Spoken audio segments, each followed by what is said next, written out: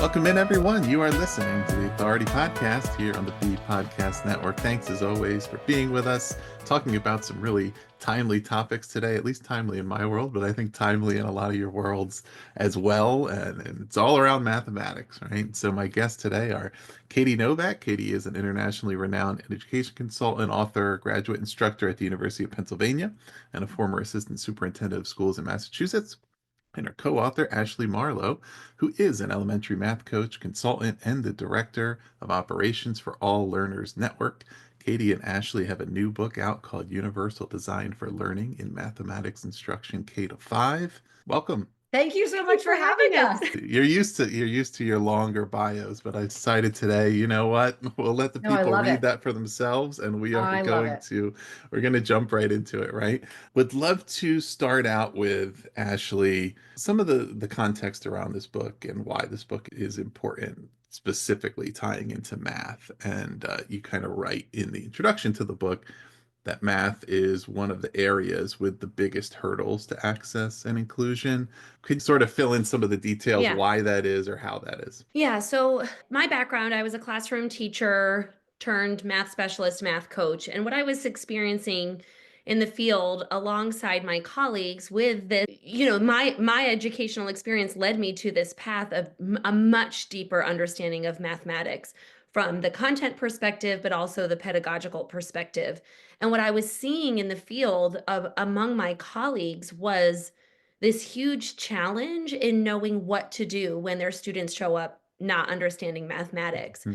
And that trajectory is a really different experience for how folks feel about teaching literacy.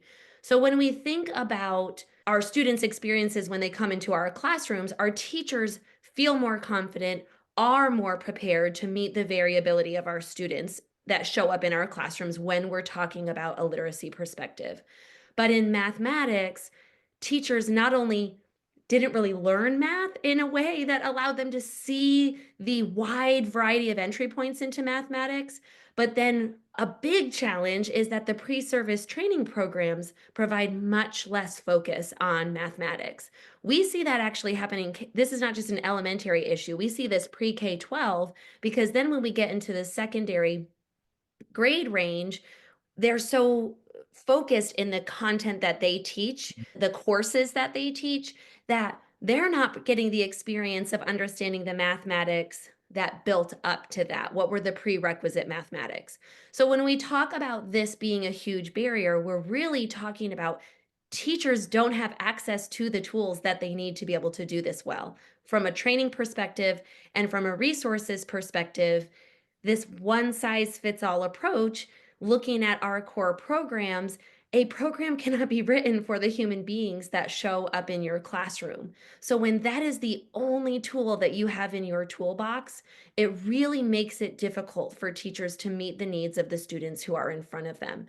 And we just see this being a much greater issue in the field of mathematics when compared to the other content strands. Can I follow up with what, Yeah. I mean, perhaps it's a dumb question, but for lack of a better word, it seems weird to me if like reading and math are kind of the two most tested subjects, kind of considered of the core curriculum, sort of the two predominant subjects and areas of knowledge, that math would be underemphasized in kind of pre-service learning. Yeah, I think there's a lot of reasons to that. Number one being people assume that the program is going to be the fix, right? Mm. That's going to be enough.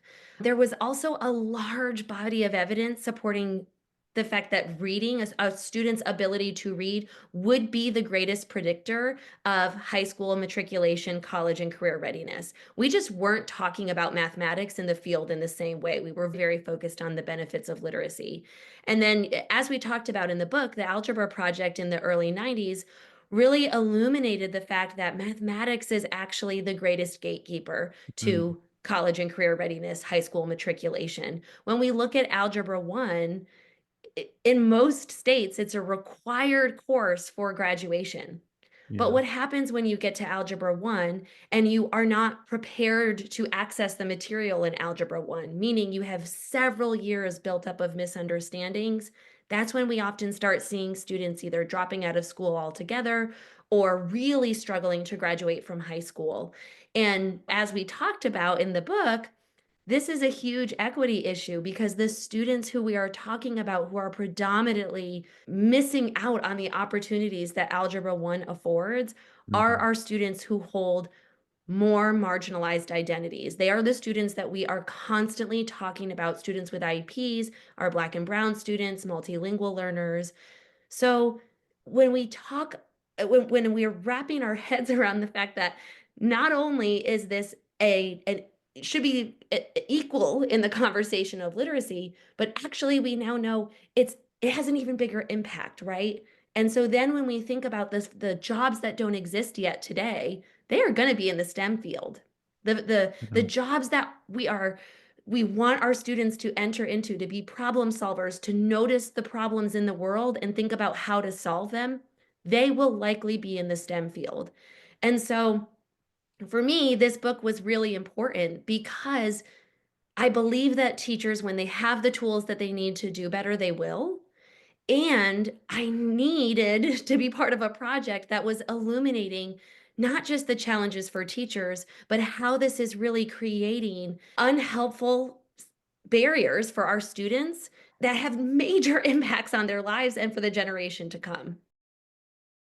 Katie, within a lot of what Ashley was just describing, I think surrounds like a call to action that's within this book, which is building on, as she mentioned, the algebra project and the conception of math and rigorous access to rigorous math instruction as a civil right, I mean, not just a good thing for schools, and that kind of target of algebra and algebraic knowledge as that gatekeeper to future success. I think that sort of communicates a lot of the motivation and urgency around tuning into this and ensuring that we're creating math learning that all students have access to. I guess the question within that is who needs to hear that call to action and begin to contribute to building, learning environments whereby this can happen. So I can speak a little bit just about the fact that what we're doing doesn't work.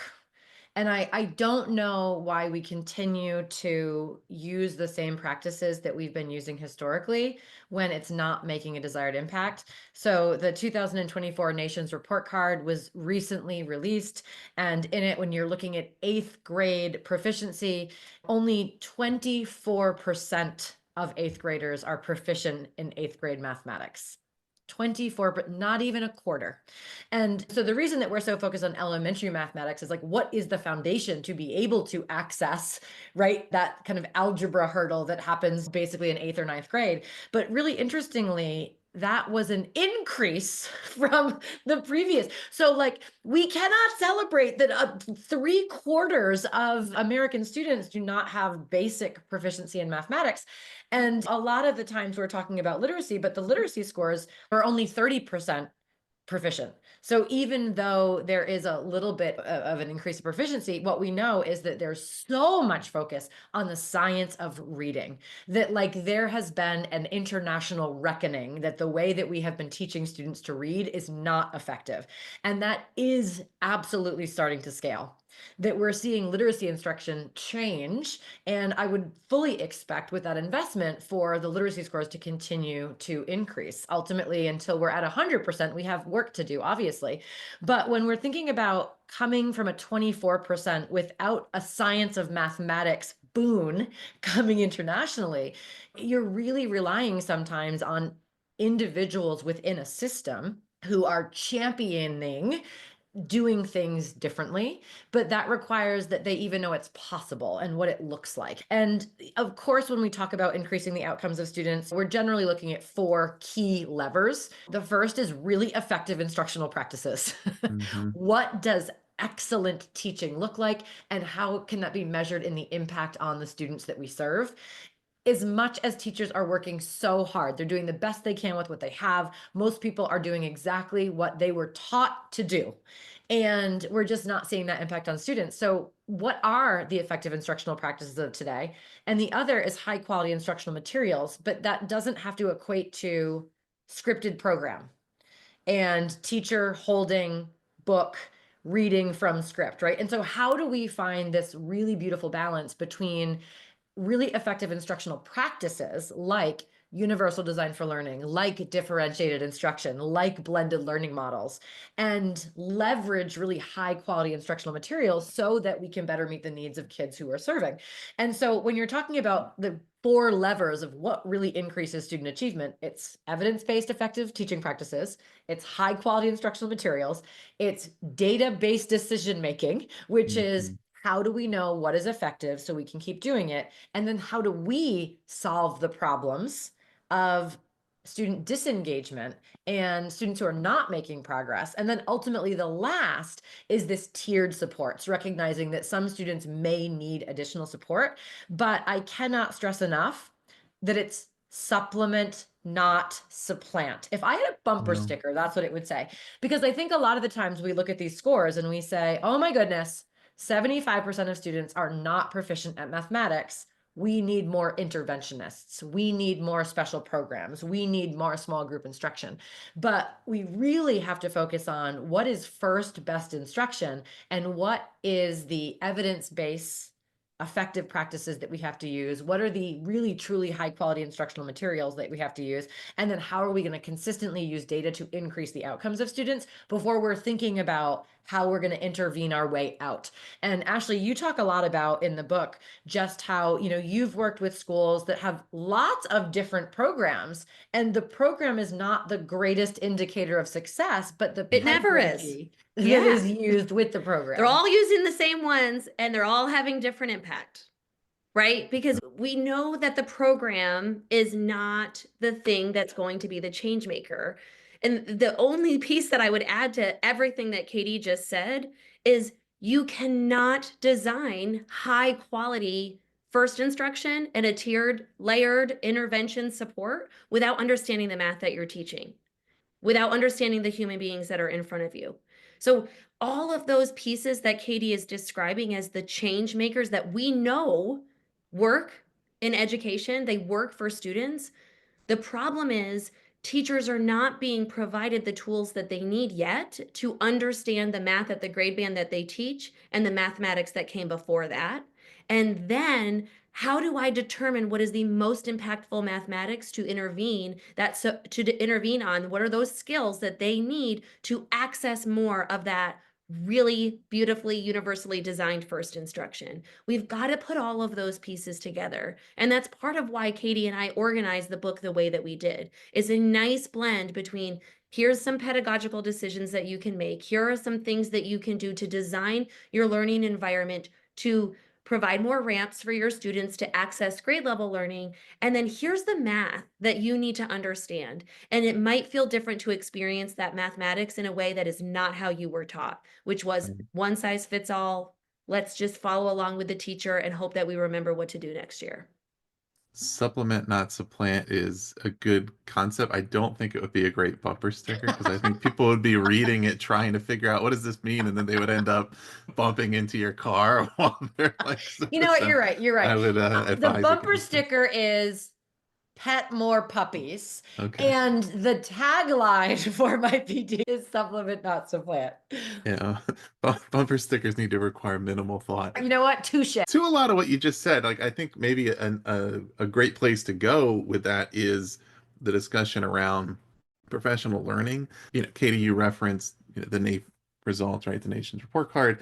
You kind of introduce the 2022 results are part of the introduction of the book. We're recording this a week or two after the 2024 results came out. A lot of the trends held consistent, right? Some widening of achievement gaps between the highest performing and lowest performing students. The math results actually relatively good compared to the reading, but none of them where we would want them to be. And one of the takeaways I would have from them is like not that we don't know what works, but that we don't do what works. And we don't do it consistently enough and everywhere, right? Because there's clear signs in places where there is fidelity of implementation around a lot the things you've mentioned, high quality instructional materials, right? Research-based, data-informed practices, that there are positive signs, but it's not happening consistently enough because of, perhaps similarly to when we've had some previous conversations about UDL, like it's only happening in some places, right, when it could benefit all students, and there's opportunities to scale some of this. So I think the professional learning would be a great place to say, okay, how do we tie this together? All right, we know that largely based on what states are requiring, what districts are doing, right, there's investment in the program in the materials that are meet the standards of quality, right?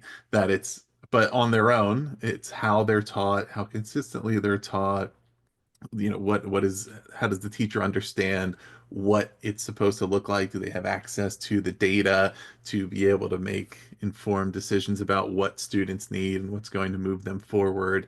And having high quality professional learning would be one driver of that, to ensure that that understanding is there and that that practice is present. I guess, Ashley, I'll start with you just on what kind of decisions can and should be made around professional learning to start bridging the gap that you referenced, with not as much emphasis in the pre-service years on math Hmm. instruction, what we're clearly seeing with achievement results that we want to improve, and that certain variables aren't that variable right now as far as the programs, the curricula, all of that.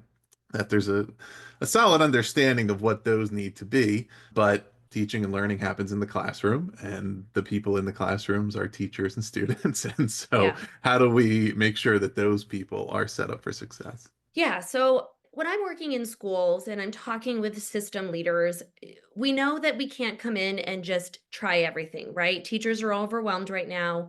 Teachers need to feel success. And Katie and I talked about this a lot as we were writing the book. How do we write this in a way where teachers are feeling positive about what they are doing, about their own math thinking, about their own way of teaching math, about their own math understanding? Like that was a big part of our book intentionally, because we have to think about how we're going to shift teachers' mindsets if they're going to be able to shift their practice. And then that's going to trickle down to their students, right?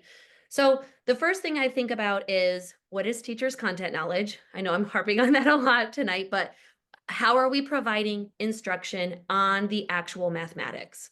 How are we supporting teachers in understanding fractions? Because keep change flip is not going to fly anymore.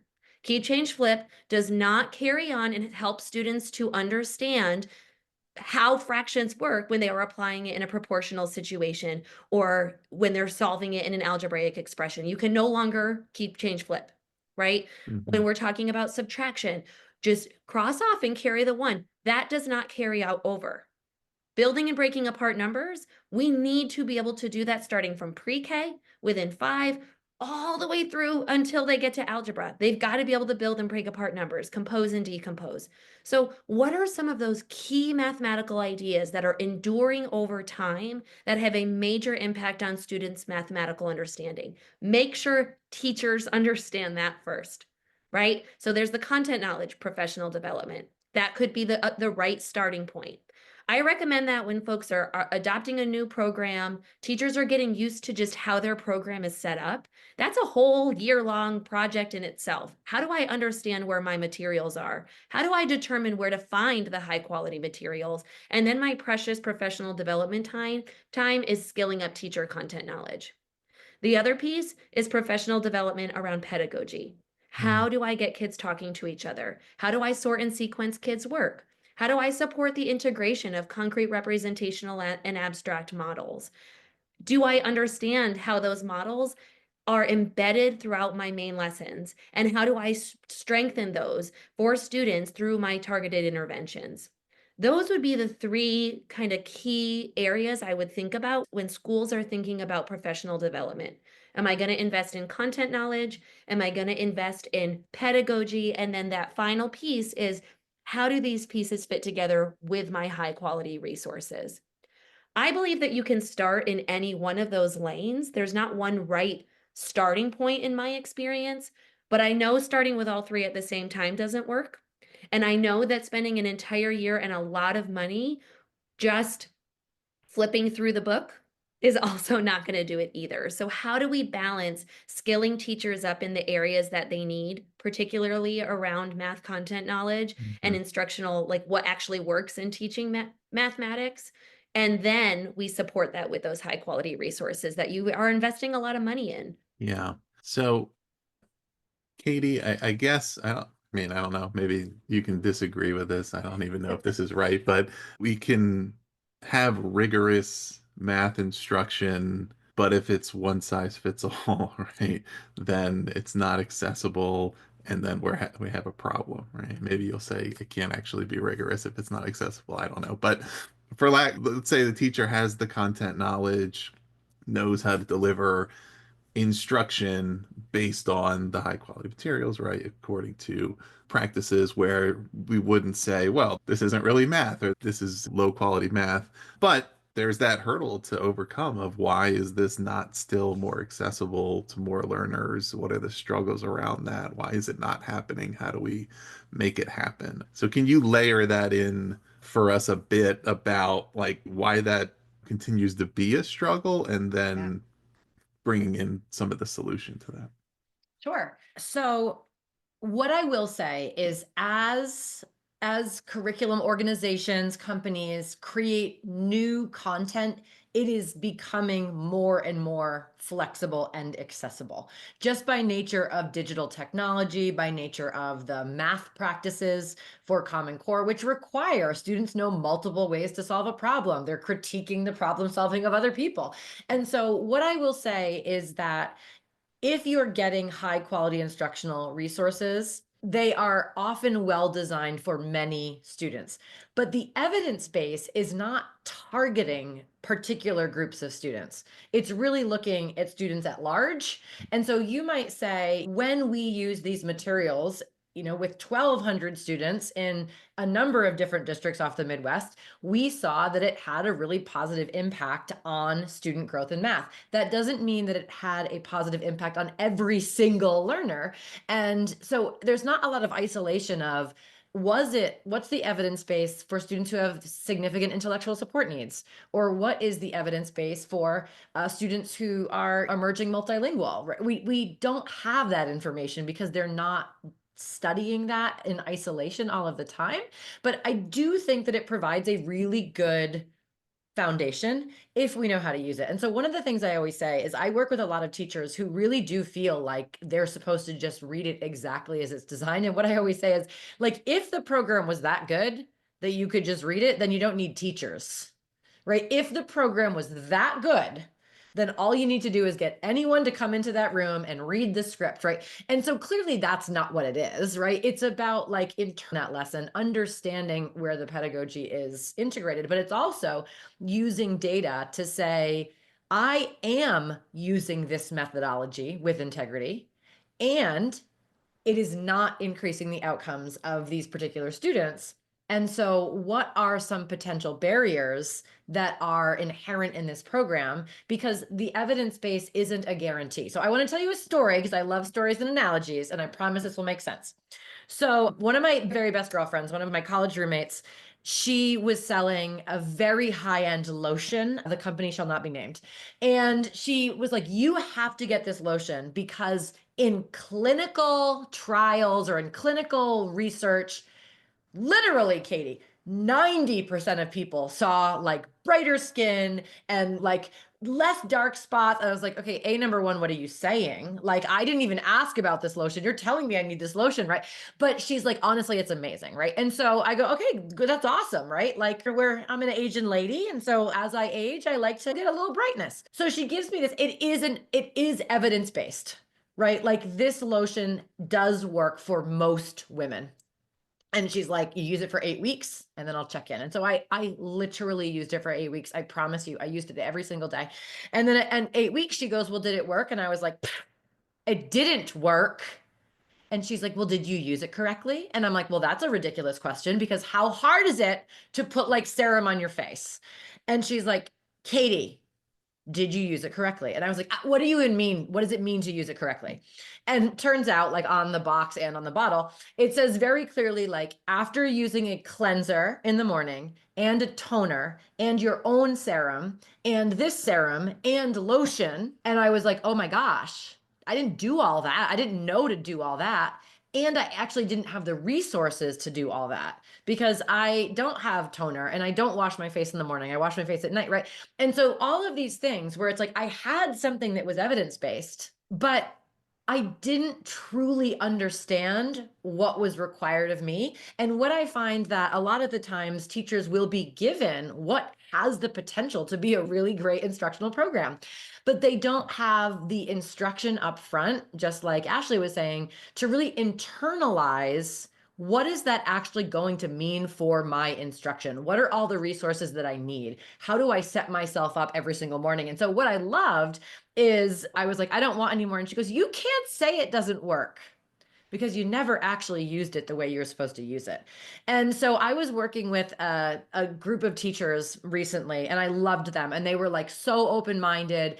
And they're like, well, they keep saying we have to use this because of the evidence base. We have to use this because of the evidence base. And so I said, okay, so just really quickly, and it was a math program. I said, can you just talk to me about like, how much time do you have for math?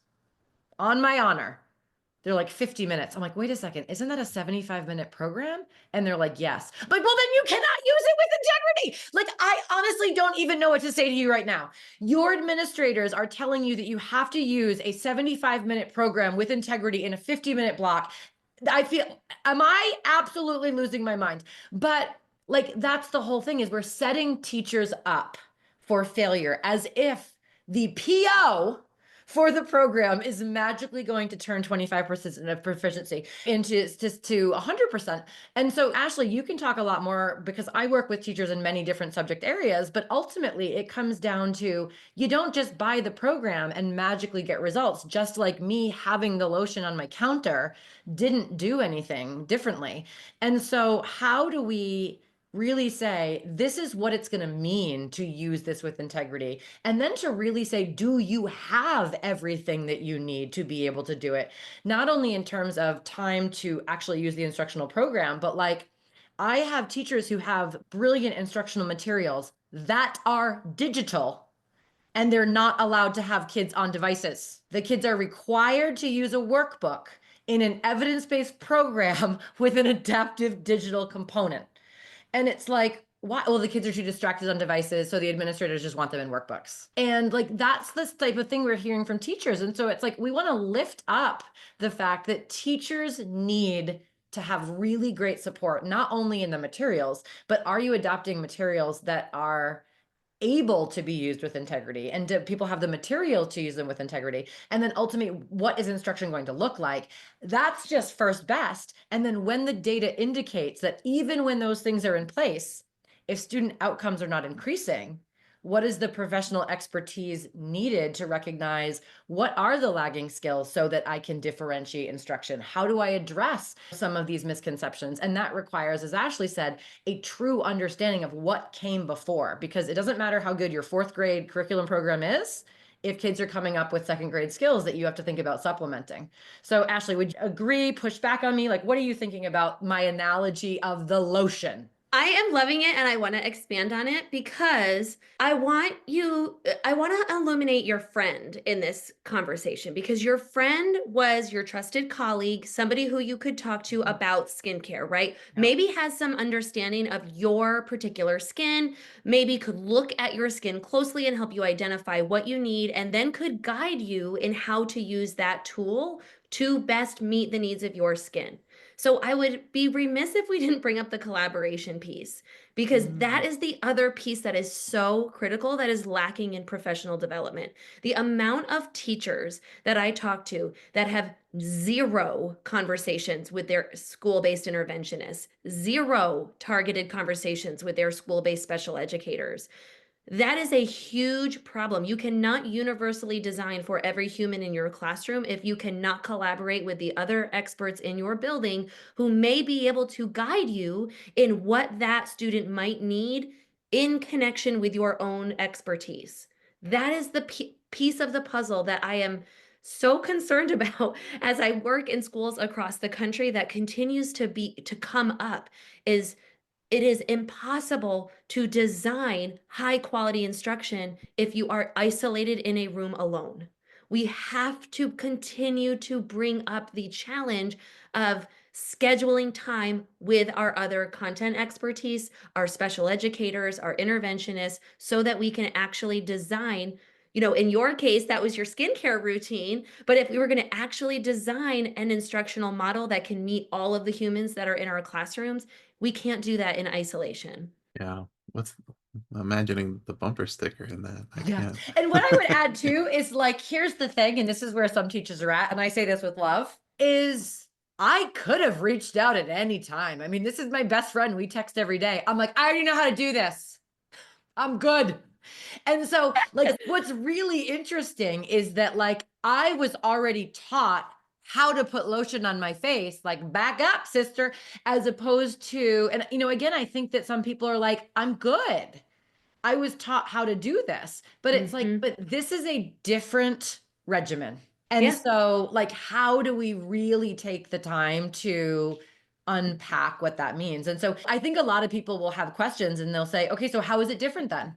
How is it different? Right? Like, we all know what a traditional math lesson looks like, right? Is the teacher's up at the board, the teacher's doing the math, the students then copy and do it exactly like the teacher. It is silent in the room. Like, we're going way back, right? To assembly line math of the 80s and early 90s. And we recognize, of course, that now calculators and machines are very, very good at that.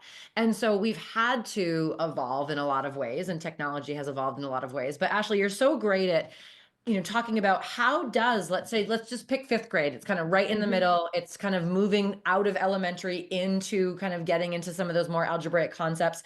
But Mhm. like, how does it look different if something is truly universally designed and the teacher has high quality instructional materials? Okay, so let's picture us in fifth grade, right? So for many of us, that was a lot of stress because of all the things that happened in fifth grade, right? And then on top of it, if we want to talk mathematics, we're talking fractions. Fractions are the most major content that we are addressing in fifth grade. So when I was in fifth grade, what that looked like was that's why I brought up keep change flip earlier. Like, I think I'm a little still scarred from it, right? Like, you have to memorize this procedure. This is how, oh, we just multiply right across. Who cares about the numerator and the denominator? Just multiply across, get your answer, and then see what you need to do with it. I had no clue. And it's funny that you specifically mentioned fifth grade fractions because in my case, and in most people's cases, that was how they learned fractions. If they were not a memorizer or they could not repeat the instructor's procedure, they were deemed not good at math. And unfortunately, what many of us experienced was middle school tracking. Many states had a sixth grade aptitude placement situation where you took that one test and it determined what's going to be the path basically for the rest of your life, right? Like, whether you can score whatever score you're required to get on this sixth grade test will determine whether you can get into pre-algebra, right? Which, as we talked about earlier, why that could be a huge problem. And who's always getting into pre-algebra? All the people holding the identities that we would predict that they would hold getting into an advanced math class. Like, that's what we still see even today. Imagine that's what it used to look like, right? And so now a fifth grade classroom that actually is using these best practices in teaching math in a universally designed learning environment would look like we're going to talk about fractions within a relevant context. How many of us, I just had this happen. I'm like scooping, I was making pretzels for the Super Bowl yesterday, and I needed to make, I needed to scoop 5 cups of flour, but something happened and I only had a 1/4 cup size scoop. Like, I don't know, my kids took them, like, that's what was left in the drawer, was 1/4. So I'm like, how many 1/4 size scoops? How many of those 1/4 scoops am I gonna need to do in order to have 5 cups of flour, right? And so I'm thinking about how many iterations of 1/4 equals 5. Well, there's 4 iterations of 1/4 and 1 whole, right? So I have this context I can wrap my head around when I would use this. So we're introducing a task like that, something that would be relevant where your students can actually picture, oh my gosh, that happens all the time in my house. We always lose our scoops, like our measuring scoops, right? So we show those and we start by wrapping our heads around a realistic situation, right? And then we start thinking about start getting a chance to talk to each other. What is that going to mean? Am I going to need more than 5 of those scoops, right? So kids are talking to each other, we're explaining our thinking, we're wondering about things. This is all part of that main lesson, right? This is not like the warm up or like oh, this is just the fun part before we get to the real math. This is the real math, because real math is math that can help you to figure out what to do in your real life, right? In the real world. That is the real math class. And so we're talking about a relevant context. Then we're going to give them another situation. What would have happened if I only had a half size scoop? Right? So that's a little bit of a friendlier fraction than 1/4. Now I'm going to send them off to go work together, but they're going to have access to the tools that they might need. We're going to have scoops available. We're going to actually, ideally, have something they can actually practice scooping and compare the difference between the one whole cup size and the 1/2 size. We're going to have fraction tiles available where students can build and iterate those fraction pieces until they get to 5 wholes. We're going to have number lines that they can draw on graph paper. We're going to let them work together to come up with a solution. And then we're going to bring all their strategies back together. And we're going to put them up. And this includes, when we talk about ways of explaining your thinking, we're going to have kids being able to record their voices. They're going to be able to draw on the iPad. Like, the goal here is to build our fractional reasoning, not to be able to write in our math journal, not honestly even to be able to write our thinking, right? Our goal is to think about fractions. That is my goal. I'm going to stick with that firm goal, and I'm going to provide any of those ways that kids want to access it to match that goal. Because where we often got stuck along the way when we used to teach math was, I'm showing you a procedure and now you need to repeat it on pencil and paper. So now I eliminated all of the thinking. I didn't help you to wrap your head around how this is applicable to real life. And I provided no choice in the way that you showed me what you understood.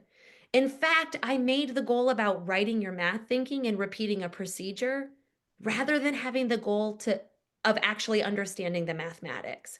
So, a universally designed math class today includes relevant contexts. Students can choose the way to explore and engage in that context. And we are not going to sit in a one strategy approach anymore. We are going to allow students to share how they approach the situation.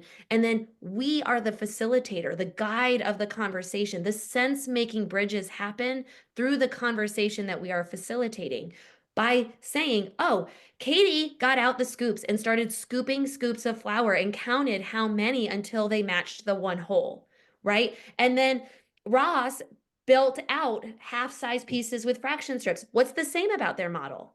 What's the same about how they approach that? What's different about that? That Yeah. is the instruction, not here's how you solve this multiplication situation with a fraction. Go ahead and do 20 pages in your journal, and I'll run around putting out fires because everybody's either upset, not working, fighting with each other, or hiding under their desks. Yeah. Yeah, and I mean, perhaps you've already illustrated a version of this, or at least one way of doing this, but to the point of cultivating like positive math mindsets, right? Like an important piece of this, and math, perhaps in particular, one of the subject where people will say they're not a math person or they're not good at Mm-hmm. math, or and so again, within the dynamics of teaching and learning, it requires that we have learners feel that they can learn and will learn, and that they are capable of being mathematical, being mathematicians. I think your illustration that you just shared, Ashley, would be Mm-hmm. one way that you could do an activity like that, and then afterwards say, look, we just did math, right? Yeah. But what are the other important, ways to approach this, knowing that over, I don't know how long this has been going on perhaps since math was invented, Mhm. or that it still persists, right? That this is with every generation that goes through school and through life, this is still a prevalent mentality, which is a high percentage of people feeling like math is just not for them. Yeah, in my experience, when we provide the opportunity for kids to experience mathematics the way I just described, we are sending the message that you were fully capable from the beginning. So, illuminating that story that I shared, my experience was I couldn't memorize the procedures. So, I told myself I couldn't do it. So, then I had to do this test that literally put me in a math class. It was called like remedial math or something. Like the title even let me know that I was behind, right? So, all of those little messages are sent. And I'm not just talking about going into middle school. We see this happen as early as first and second graders saying, so and so is good at math in my class. So and so is not good at math in my class. I'm in the good math group. Like this happens so early. So it's about shifting our mindsets and having real communication with students to disrupt like cultural norm is some people are good at math and some people are not. Like the amount of memes that come up about math and whether you're good at it or not, especially in movies, it's always the joke about like the like smart brainy one is good at math and then like the cool cheerleader is not good at math and like that's a funny thing. Why can't the cool cheerleader be good at math? What if that was the trajectory all along? Kindergarten, preschool teachers are up against that from the very beginning. So they have to deliberately provide those types of opportunities where kids are solving real math problems. We have to actually have conversations about this, that everybody is a mathematician, because our job is to disrupt those messages that are outside of our classroom that we can't control. But in our classroom, we can control what that environment feels like, what it feels like to be a person who's doing math every single day. And I just think that if those are the types of experiences that students are having and having real conversations about who are mathematicians, what is their job like, what are adults doing when they're doing math? I can't remember if we shared it in the book now, but I think I did. This one of my friends he does sheetrock, and he was like, "Oh, I hate math. I don't do math." And I'm like, "Hello, you measure to like the nearest 16th and your everything has to be level and 90-degree angles. Like you are using math all the time.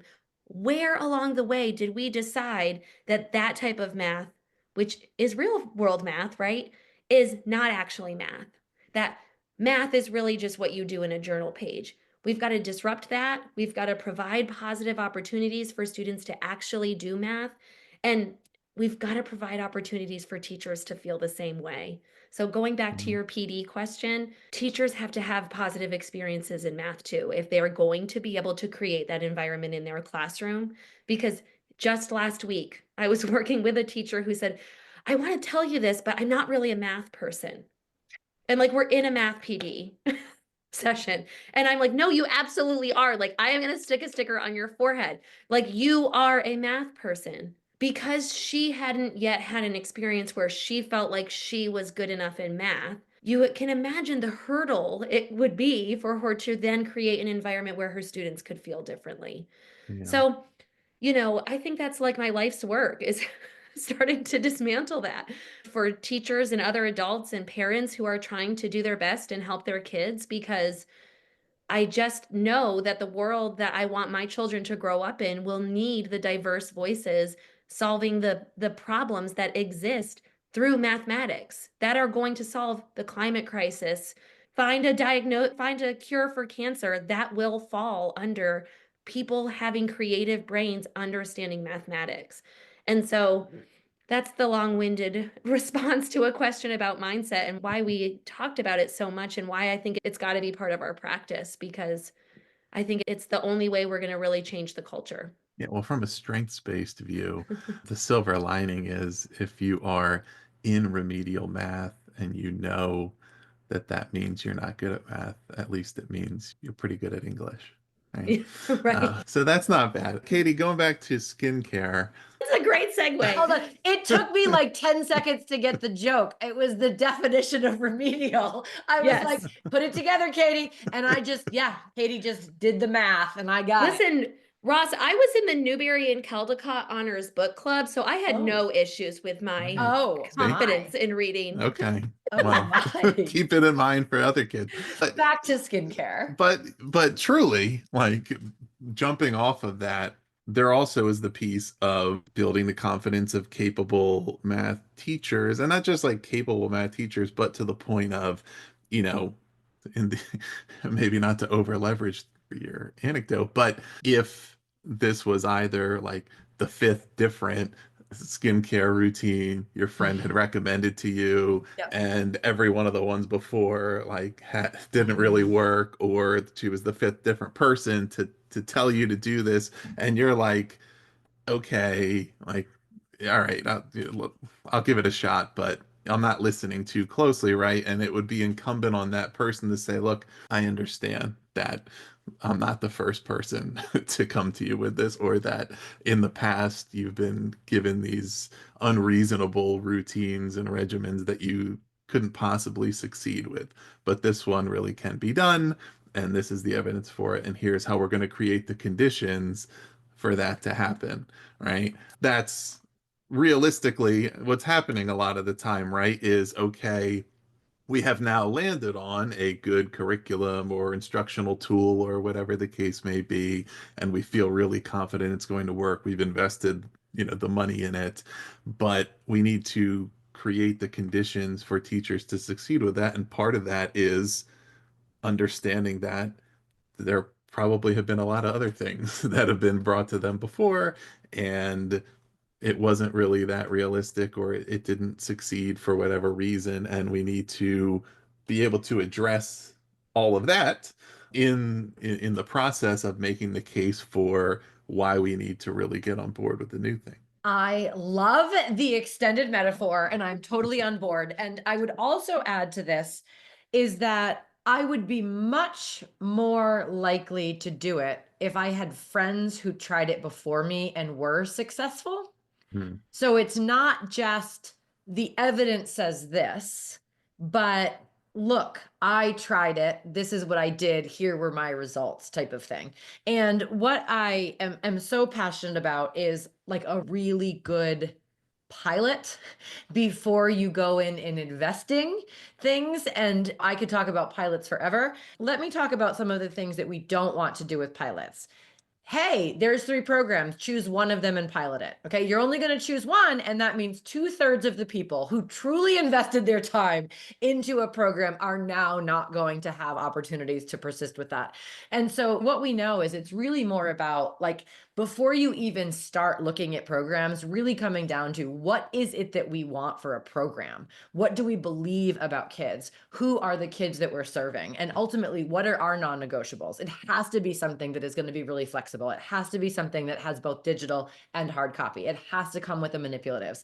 It has to come with professional development. The teacher's materials have to be really easy to use, right? So actually creating a rubric before you start looking at things, and then having a group of a distributed leadership team of people in special education, in multilingual education, general education teachers, to really think about, like, if we're looking at our math scope and sequence, like if we were to try, one lesson on this and another lesson on this and another lesson on this, and to really observe what's happening with instruction, to talk to kids about how they feel about the experience, to look at their outcomes, right? And to really make a decision based on evidence to say, when we used this, it was really successful. We did see a difference. These are some barriers, but this is how our colleagues in special education helped us to eliminate those barriers.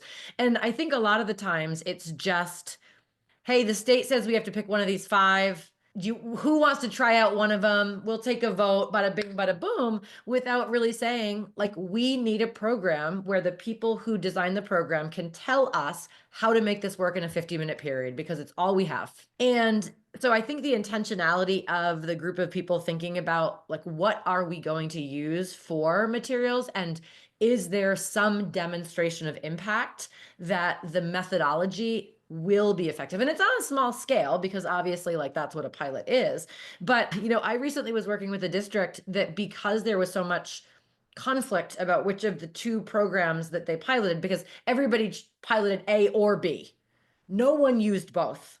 And so then the ones that you really got to know with the vendors you really had a relationship with, you're like, I'll take that one. I'll take that one. That they literally then gave schools a choice in a district with high mobility where kids are going back and forth, totally different program, totally different scope. And so I think that sometimes we really have to say, before I just go out and buy it because you told me to buy it, what are the other lotions that are available? And have you actually used any of them? And what else did you need to use? Right. And so, like, again, it was just a funny little, like, yeah, sure, I'll try it. Oh, there's a new lotion in that company. Cool. But I think sometimes we do curriculum adoption in the same way. Oh, sounds good. Yeah, hook me up. Another superintendent said it worked. And it's like, but what is it going to be able to look like here? And can we create that demonstration of impact? And then everything that you said with the culture of the truth is we only piloted this for a short amount of time. We are going to have to invest quite a bit in professional development. We are going to have to realize that it's not going to be a perfect system. We're not going to abandon it the moment that we feel like, oh my gosh, it's not working. But I think we could play with this analogy forever, that before we even get the materials, have we really thought about, do we need those materials? And have we tried them before we've committed to this wild $7 million purchase? And actually, of course, 75 minutes is 50% more than 50 minutes, but 50 minutes is 33% less than 75 minutes. So now you know I'm a math person. Oh At my least, Yeah, you gosh, at least as far Ross. as that basic math is concerned. But truthfully, Nice. I mean, to the point of algebra as the gatekeeper, right? Like I was always in high level math, but that was never the thing I was most interested in. So I never really considered myself that much of a math person. But then when I got out into the real world, and I was always around other people who really didn't fancy themselves math people, and Yeah. realized that I always was at least very strong in algebra, right? And it made me, by comparison, effective. And I've never been in professions in which it required being super high level math, but there's But you have a choice. there's foundational knowledge there that is a strength. I This next thing, I mean, there's like really no effective segue here, but it's just something I want to ask about. And so it's kind of granular, but it's just something that has been trending, I think, as far as what states are looking at important principles and concepts to be prioritizing in their math instruction. So that's part of it. It is numeracy. Again, like to listeners who are in a variety of roles and who maybe haven't been immersed in the components of math teaching and learning, perhaps they haven't gotten as granular as to think about this on its own. But before we concluded here, I did really want to touch on the importance of and like keys to delivering instruction around numeracy in particular. Yeah. So are you talking about early numeracy, like pre-K, or are you talking about the strand of the understanding of number pre-K or both? I don't know. Both. No, let's talk about it. I think that, I guess we can talk about them together because there's the challenge of early numeracy when we talk about pre-K students. For a long time, we talked about reading 1,000 books or whatever that number was, Dolly Parton's books before kindergarten thing. Yeah. And now we really are reflecting on what are those early experiences 3, 4, and 5-year-olds need in mathematics. And I love to say to pre-K teachers, when you are working with students within 5, and it's like one hand, right? You get to carry it around all the time. We're talking about within 5. We are building the most critical building blocks that they will then need when they get to algebra in 8th grade. And those building blocks include, when I see 5, do I also know that I see 3 and 2? And that I can also show that as 3 and 2, right? And I know people can't see me doing the finger thing right now. It's my magic math hands that I like to do with young kids, but it's this idea of 5 is composed of multiple different ways of building it. And when we get to algebra, right? And you're looking at 3x plus 2y equals 24, you are thinking about what are the building blocks. When we learned algebra, it was just how do I just work through a procedure to solve? But really, the thing that we're asking kids to figure out is what's the missing part? What could go there to make that statement true? In the same way that in pre-K, we are thinking, if I have 3 and I have an empty box, how many could be in that box if I wanted to have 5? Or the game I play with kids is bears in a cave. So you have like little teddy bears and you can play within 5 or within 10 and you get a big cup and you're like, look at all my bears. I've got all these bears. What? Close your eyes. I'm going to cover some of them up with a cup. How many are under my cup? Right? If you knew there were 5 and you see 2 there, how many are left under my cup? Right? That earliest entry point into thinking about the building blocks of numbers is the most critical mathematics they then need when they get into algebra. And Mm. so that's for my company, All Learners Network, that's a lot of the work that we do is we help people understand how does that concept then build into working within numbers within 20, right? And then we get into if I have 13, how many more to get to 20? How far am I from 10? What's the distance between 6 and 18? That's the earliest entry point into subtraction, right? And so then as we move into second, first, and second grade, we're just doing that with larger numbers. What's the distance between 138 and 429?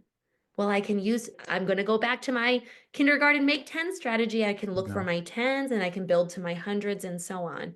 Then that carries into the multiplicative reasoning stage when we need to be able to do that same thing when we're multiplying factors. When I'm multiplying 3 times 7, I spent forever. I would sit at the kitchen table practicing my sevens facts. I still get like anxiety thinking about my sevens, but if I understood that 7 is really just a 5 and a 2, that is a much better way for me to approach multiplying by my sevens. So we could go on and on talking Yeah. about these key math ideas, but the reason why numeracy is a big part of the conversation now is because we know that students understanding building and breaking apart numbers, relative magnitude, understanding cardinality, being able to match one-to-one correspondence, match, I have my 5 fingers on my hand. This is 1, right? But simultaneously, this is also 1 finger. But when I put them together, that is 2 fingers. That's like, that's a huge idea, but it is the most foundational mathematics. And how do we make sure that our youngest learners have access to that? And again, I'm going to really ring that bell around. Do the teachers understand in 8th grade how that math in pre-K provides access to their 8th graders entering into algebra? Why was that so important? We need our teachers to see the connection in those building blocks across grade levels if we want to actually design instruction that meets students where they are at math with their math understanding. Yeah, and I know this is certainly not the point of what you were just describing, which is you gave us the good knowledge, but going back to what you referenced kind of early on in that answer, and it does illustrate part of the divide between like how much time and emphasis is sometimes spent on early math versus reading. I Mm-hmm. mentioned Dolly Parton, and I think it's 925 books that she Mm-hmm. recommends that kids read. I'm pretty sure 925. Yeah. And what if you were So playing math games too, right? Like, what if we were doing those games, like the bear in the cave game, or looking for numbers when we're driving to school in the morning? That really sets up our students for a different experience. But what we're up against is parents, caregivers' beliefs in their own abilities in math, right? We talked about that earlier. Those cultural ingrained beliefs in our own abilities impact how we show up as parents and teachers and adults in the world supporting our students. yeah. See, listeners out there, when I deliver it really dryly, if you're out there, see that joke was just for me. So this has been a really wonderful conversation, and I think, I mean, it's just foundational, honestly, to learning and to students being prepared for successful futures. And in kind of closing this, I wanted to give you each an opportunity to Share anything else you want to. What's one thing that I didn't ask about that is important to be considered as part of this conversation, or that you want to reinforce? I guess we'll go Ashley and then Katie. For me, it's the message that I am constantly sending that I hope folks can listen to this and walk away with, that I know Katie talks about a lot in her work as well. We're not asking folks to do more, to add more and more and more to their plate. What we're asking folks to consider is what you're currently doing actually working for the human beings in front of you? Because I don't believe anybody got into this to be ineffective, right? So is it actually working? And if it's not, could some of these recommendations try one thing? Maybe try more open-ended questions, try having your kids talk to each other more, try playing more math games. You know, is there one change in your practice that will end up being more effective, that does demonstrate that you're able to meet the needs of more of your learners, rather than this idea that we're packing more and more on because teachers are exhausted across the country? That is universal. And for both Katie and I know we both feel really strongly that we need to give teachers the tools that they need, and teachers need to then be able to decipher what's going to actually match what their students needs, and how are we part of that solution. So I think that's my last thing I wanted to say. What about you, And Katie? what I would add is just we cannot ignore how efficient technology is becoming. Mhm. And this over reliance on like computation and memorizing formulas, do a lot of very high level statistics and analyses of different districts I'm working with. And as long as I know where to go to find the Mhm. right formulas, I can get those calculated. And then I use a lot of reasoning to figure out, is it accurate? Because certainly you always have to like fact check, just like we want students to make sure you're verifying your work.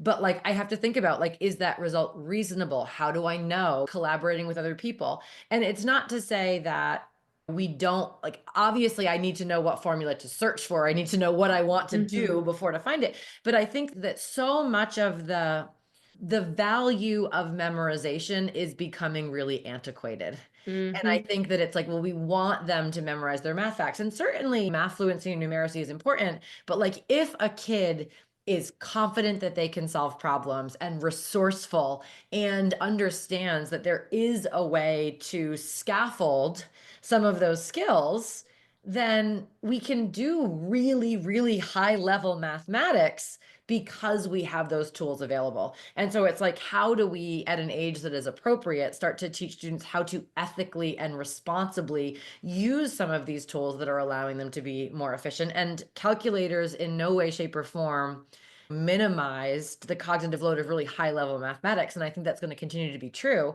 But Mhm. how do we teach students that like they can solve problems and reason effectively and communicate and try to figure out things? And this idea of having to do the same exact task over and over and over again, quantity over quality, which has been a Mhm. lot of what historic math has focused on, is just going to be less important as our calculators and robots just become more helpful and more advanced. So the human element of being able to use words to describe, this is what I want to do. This is the problem I'm going to solve. What is the formula I'm going to need? Can you run that formula for me? Right? Is really about the math practices, which is what it's going to look like at the highest level of engineering. And Mhm. we're afraid to give students sometimes that opportunity to start building that foundation. And so I think that certainly people are worried about, oh my gosh, is this going to mean that kids aren't going to think for themselves? No, kids are going to be able to think at much higher levels when they can offload some of the working memory that used to have to go to memorizing what the teacher did so you could echo it back. Save a lot of copies too, not running Mhm. off all those math fact papers. Yes. Awesome. Well, listeners, I hope you've enjoyed the conversation as much as I have. We will put the links below. You can find the book Universal Design for Learning in Mathematics Instruction K to 5. It's published by CAST. We'll put the link below where you can find the book, or you can, of course, get it wherever you get your books. We'll also put some other links below. There is an Edutopia article that Ashley and Katie authored, Making Math Accessible for All Students, and that kind of was a predecessor to this book. So great place to start if you want to read the article and then get more of an understanding of what you might get from the book, as well as everything we've talked about here. We'll also put other links below to the websites and various other resources, and you can read more about our guests down there too. So please do check all of that out if it's useful to you. And please do also subscribe to The Authority if you're not already, or visit bpodcast.network to learn about all of our shows. Katie and Ashley, thanks again for being here. Thanks for having us.